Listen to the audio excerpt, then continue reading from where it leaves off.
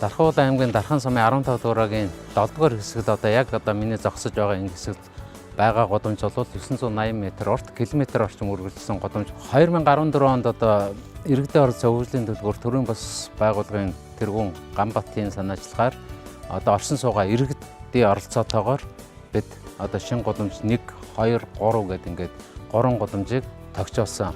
3 годомжийн гуруула мото одоо яг бидний энэ зогсож байгаа годомж бол үндсэндээ бараг 950-аад мод таригдсан.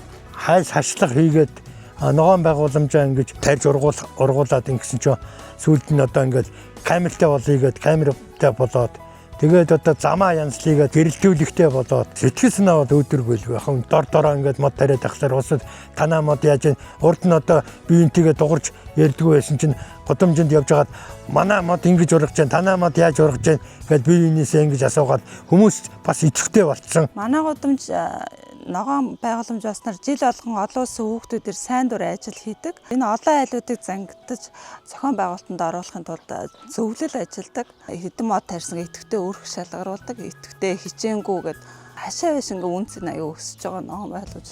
Тэгээ гадаадаас өнтер ер нь айл өрхөд хүмүүс ирэхээр танаа годом ямар гоё юм бэ гэж аяа тийм бишрээд явдаг шин. Бүх хүмүүс ийм гоё модоо тариад нэгдээд нийлээд тарьж бодлоо ийм гоё ногоон орчинтой болох боломж бол байгаа.